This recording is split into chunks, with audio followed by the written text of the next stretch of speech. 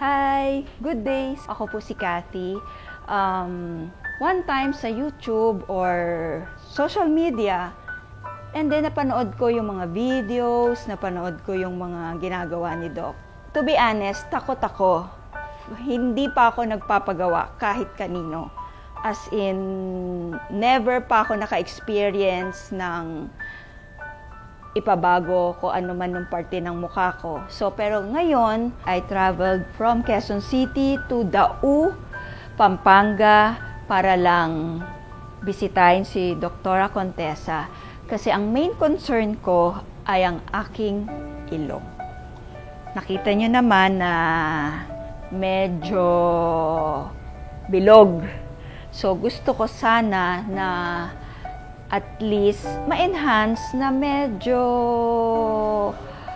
tumangos ng konti para mas lalo tayong gumanda. Excited ako sa gagawin ni Doc. So, abangan nyo po. Don't go away.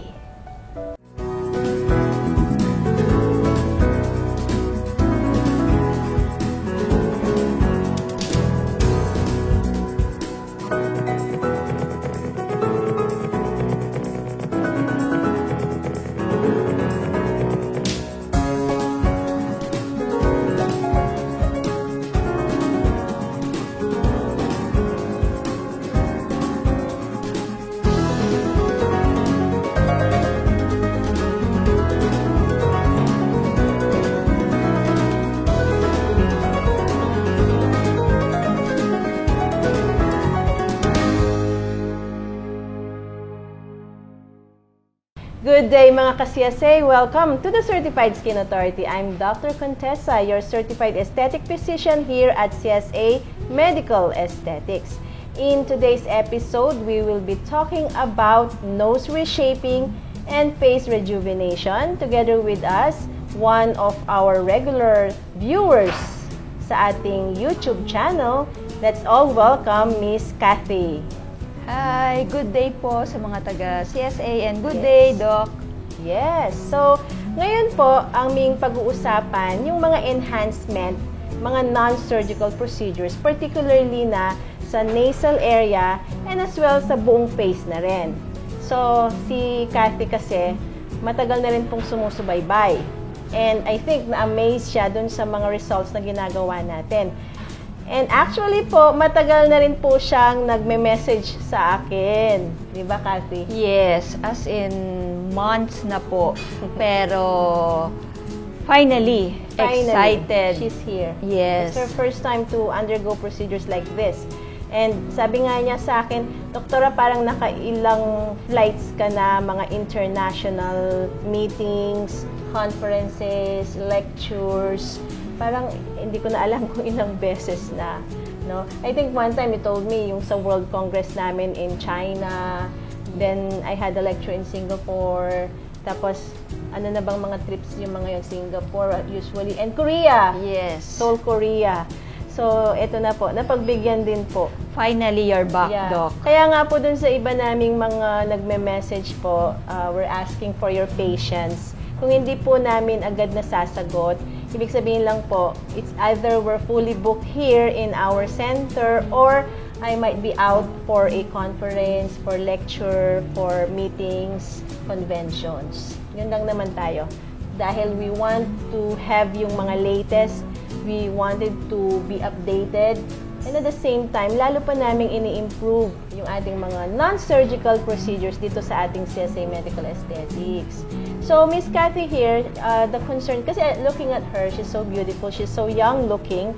Nasa anong age na ba, Kathy? I'm 43, Doc. Yan, 40s, pero young looking. Wow, thank you. So, she don't wanna undergo the knife or no surgery at all as much as possible. And ang concern din is the mid-face, particularly yung nose area. Yes, Yan. Doc. Nose Typical, talaga. Kasi Filipino nose.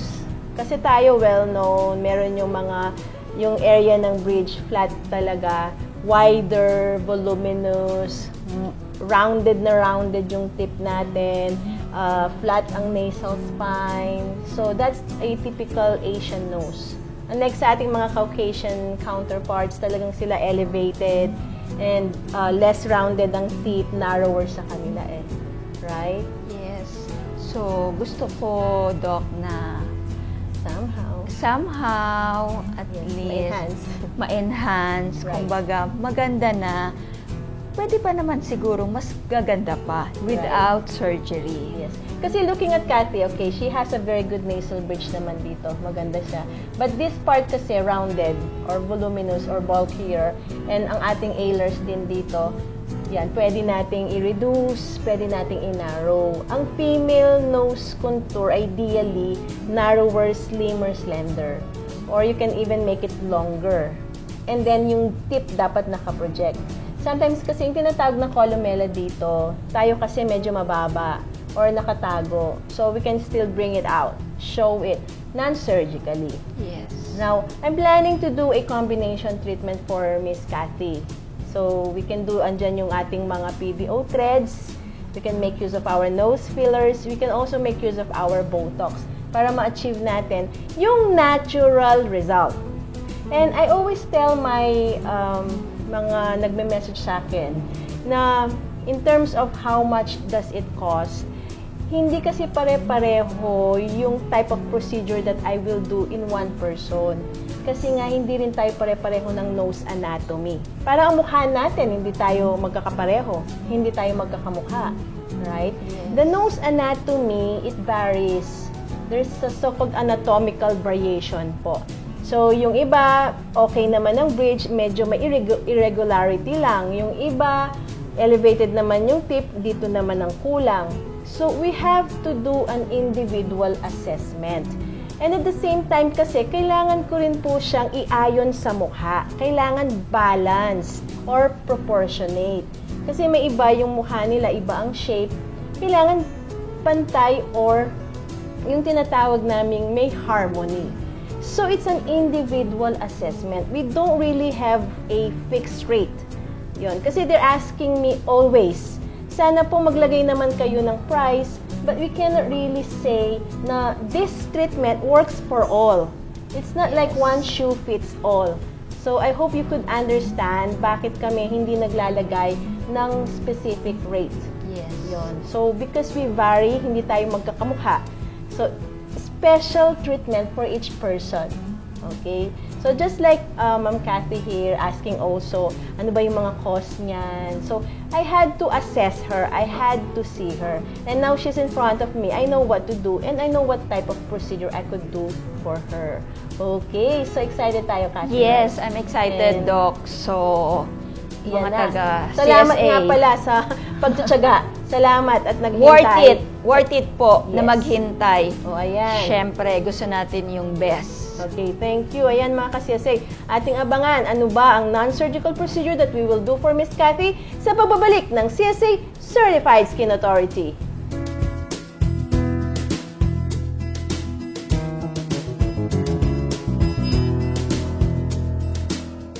We're back mga ka-CSA. We are now at the actual part of the procedure for the so-called nose enhancement or nose reshaping for Miss Kathy. So looking at her nose, makikita natin meron naman siyang magandang radix or bridge here. We just want to lift. Ito yung tinatawag na nasal bridge elevation. And isang concern, meron siya dito transverse line.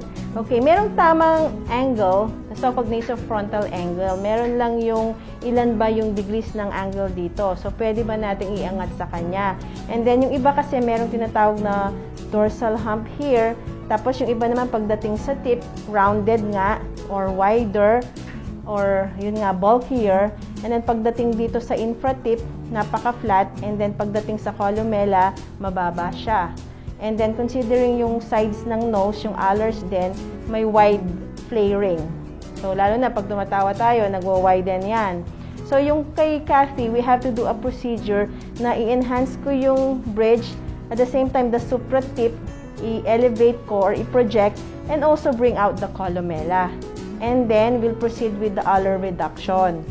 So, hindi nga po tayo pare-pareho ng nose anatomy. We have to check yung iba kasi may upturned nose, may downturned nose.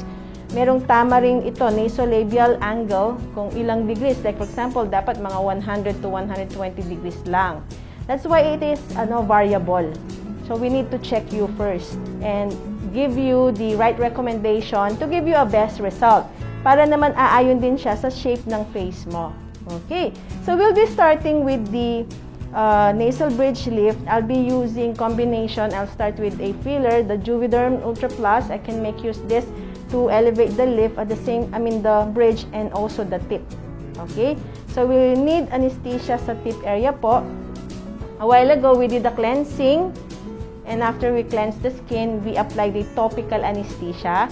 We left it for about 30 to 45 minutes or even up to an hour, and now I'll be injecting sa tip, okay, ang ating lidocaine po. Yan. So minimal amount lang because this is our entry point. Okay, then after that, we make a tiny opening. So okay ka lang, Kathy?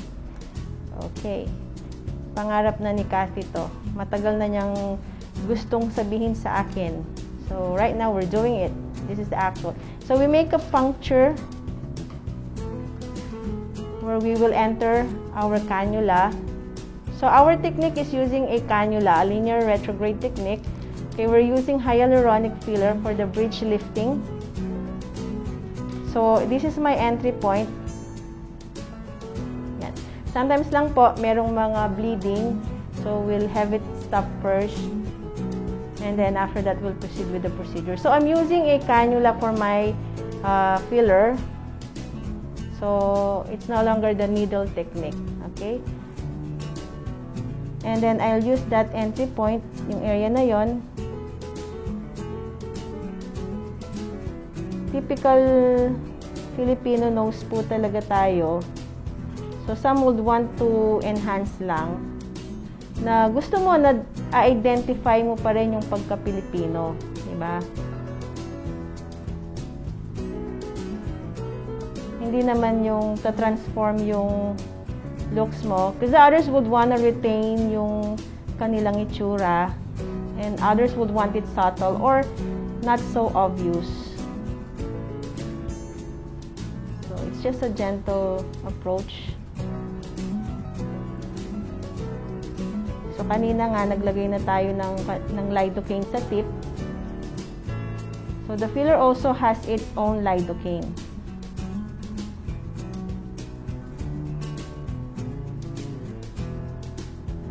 So, I have to really reach the radix, yung pinaka-root ng ating nose bridge. So, it takes quite a right maneuver here. And take note, I'm just midline. Stay lang ako sa gitna. So, some people po talaga bleeder. That's why I ask some of my patients kung meron ba silang iniinom na mga blood clotting or rather anti-blood clotting medicine. So, I tell them to stop it first. Kathy naman is not taking anything, but some people po talaga are bleeders. Okay, so I'm pushing the filler right now.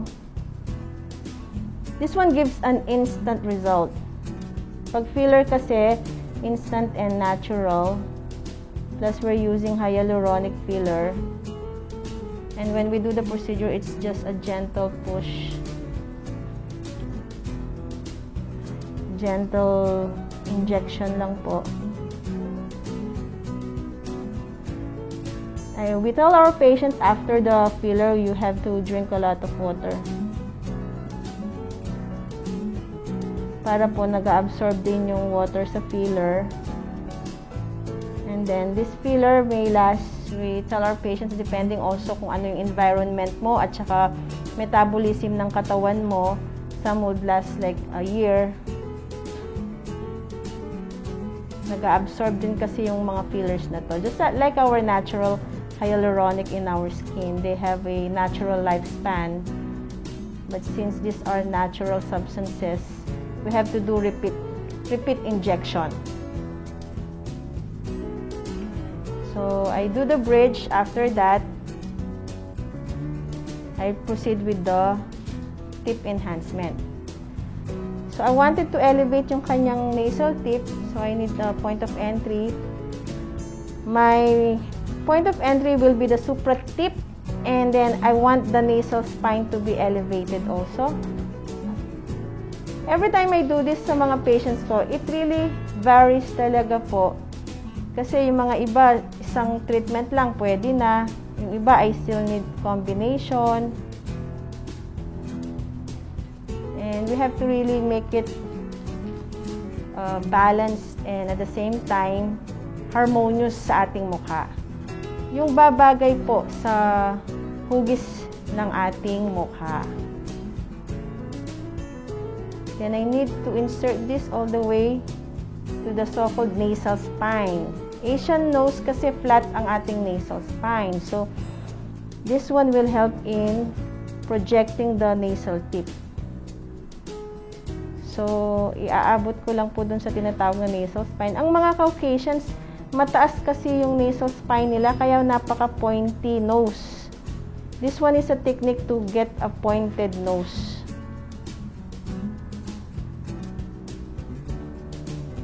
So, this is again a filler for the nose.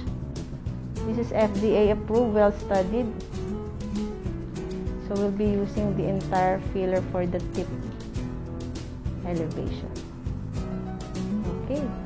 So, it's normal to feel na parang may heaviness dito, but in a while, it's gonna go away also. So, ayan, we did the filler already. And after the filler, I'll make use of these spiral cog threads. Gusto nating lumiit ang sides ng ilong ni Kathy. So, we'll start with the spiral cog. So, we're using a so-called spiral cog here. Okay, so this is a 60mm degree. It's individually packed and very much sterilized po. And then, anesthesia sa sides. The way to do it is to numb the side area. Dito po sa may alar groove, we inject the lidocaine. And then, on the other side, we inject the lidocaine. Yung ating filler kanina already has also a lidocaine with it. So, it helps in numbing the area. Okay. So, we can also make use of the gauge 19 needle for our so-called puncture. So, we'll make an opening lang dito. Okay. Then, puncture on the other side actually. So, the area is already numb with our lidocaine injection. So, ang ating subject is, ang ating patient is bleeder. So, I think in the previous episodes, you've seen some of our subjects being bleeder and non-bleeder at all.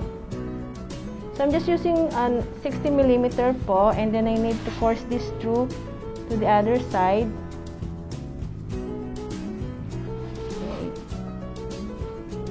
So, this is a so-called alar bunching spiral cog. So, I have to course through to the lower tissues. Okay po.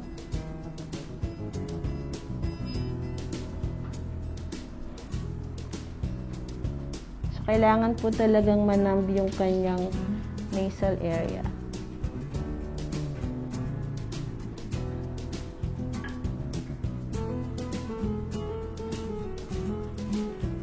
We have to force through and through.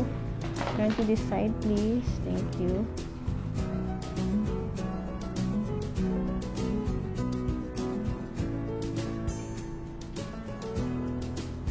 There you go. So already have it on the other side, and I'll pinch the nose, breathe through your mouth, breathe through your mouth, and I'll be releasing nada hug. Okay, so that's it. The way to do it is just tighten this and make a bunching. Tawag po natin to bunching. So this is one technique. We can leave it like that.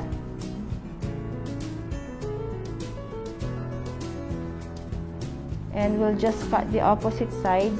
Scissors, please.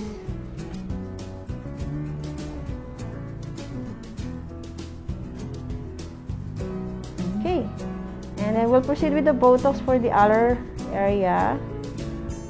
Okay.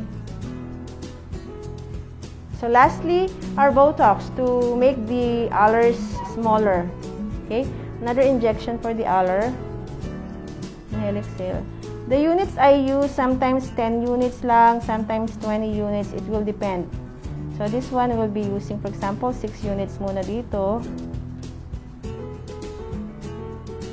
Ang action po ng Botox is to make the nasal muscle relax or smaller also. So I'll be using 6 units lang po, and then add on the top para hindi na po siya nag-flare. The result, we see this after a week or 2.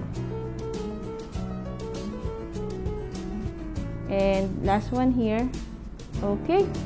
So after the Botox, we'll also give Kathy some ultraviolet treatment for the mid-face area. Nais nating lumit din ang kanyang mid-face area. So, we'll proceed with that procedure when CSA returns.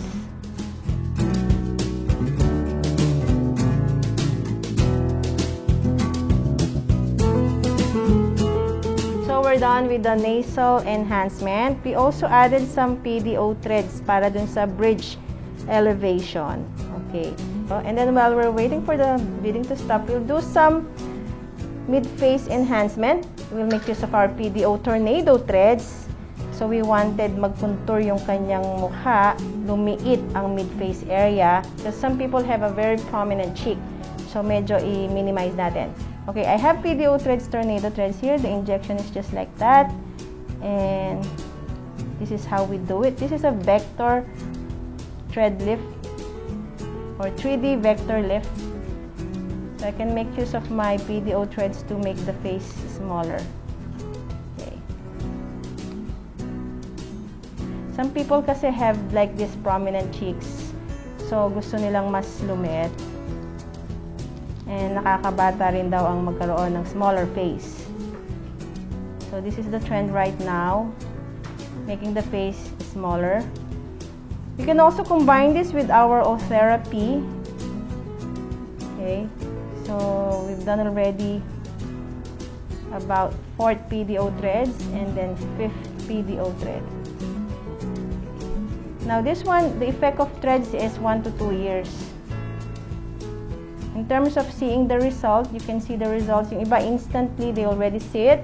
In a week, in 2 or a month, you can still see improvements. Okay.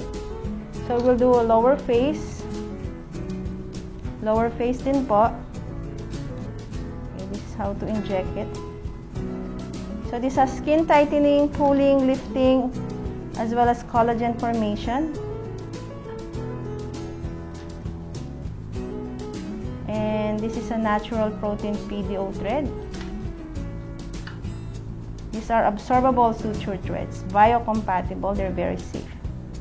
Okay. So mga anti-aging non-surgical procedures that we do, face contouring, face reshaping, making use of our absorbable PDO threads. So we'll proceed with the other side. Okay. So Kathy is doing well. So let's check on the bleeding. So bleeding stopped already. So far so good po. We did a good result. So the same projection here. This is a so-called 3D vector lifting. Okay. We can use 5, 10, 20 threads, as many as we can. 3 more. This is also giving a lipolytic effect. Yung mga sobra ang fat pads sa mukha, it has a way to dissolve those fat pads. So, if you want to slim our face, we can make use of the PDO threads. And the last one here. Okay. We're almost. Okay, so we'll pull the threads one time. Okay. And then here, we wanted marionette lift, we can do the same technique. Okay. Okay. So as many threads we can. Done. So Kathy, we have done the nose enhancement. At the same time, some PDO threads for the mid face and the lower face. So-called face rejuvenation. At saka, pampaslim and contour na rin ng mukha. So, we'll be showing Kath our mirror and show her the result. Okay? So, look at our mirror na, Kath. Miss Kathy. my. Yeah. Nag-elevate na yung sa bridge natin and na-minimize na yung transverse line kanina. And then, we've noticed yung nag-slim or narrow yung ating alar area and medyo nag-project na dito sa kanyang columella, nasal spine. And then the Botox we injected, we'll wait for the result 1 to 2 weeks.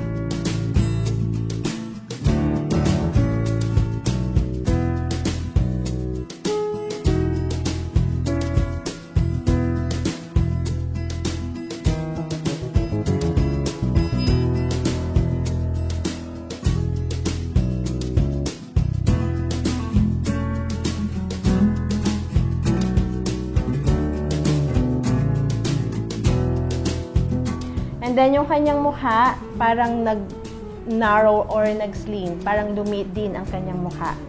Yan. Anong masasabi mo sa ating mga televiewers, right? Yes, grabe, Doc. Sobrang thank you. Plus, sobrang gaang ng kamay mo, Doc. As in, promise, hindi masakit. Sa wakas. So, at least we've done it right now. Okay, kahit ilang months ka nang naghihintay for a schedule worth it po talaga. Yes. So, please come and visit CSA. The best. And considering it's her first time Yes. to undergo such procedure na non-surgical, she has not done anything on her face. So, this is the result right now. Yes, Okay. thank you, Doc. Yeah. Thank you. And it will still improve kasi this is the so-called nose reshaping. We're trying to make the nose smaller. Actually, mag-change pa yan days, weeks, months. So, makikita mo pa improvement. Especially the PDO threads kasi, minomodify nila internally. So, dito sa area ng tip, pwede pang mag-slim yan or lumiit with the effect of the PDO threads. So, hintayin lang natin. Okay, mayroon kang tanong, Miss Kathy. So, Doc, ano ba ang pwede kong... After this? Yes, yung hindi ko pwede gawin or Yeah. pwede kong gawin. Okay, so right now, because we've done the procedure, of course, we tell our patients na avoid mo na extremes of heat. Okay? Wala mo ng hot sauna or mga hot bath, gano'n. Or wala mo nang yung masyadong mainit na sabaw. So, we advise also to do ice compress. Yellow lang. And take some pain relievers. Mefenamic is okay. And we give you antibiotics after this. So, as simple as that. You can still go back to work. Okay? Wala lang yung mga heavy exercises or walang buhat-buhat na mabibigat. And then, of course, she will be back for a follow-up, usually after a week or 2 weeks, just to check again. Okay. So, sa inyong lahat, mga ka-CSA, kung meron kayong katanungan, you may email me at csaskinclinic@yahoo.com. Our clinic is located here at the 2nd floor, Pure Gold Dau, Mabalacat, Pampanga. Okay, our contact number 045-331-1117 or 0933-860-9193. I also have my Instagram, doc_Contessa, our website, www.CSA Derm Centre, or my FB page, CSA Derm Centre. Kung nais niyo pong malaman ang costing nito, we have to do an assessment first.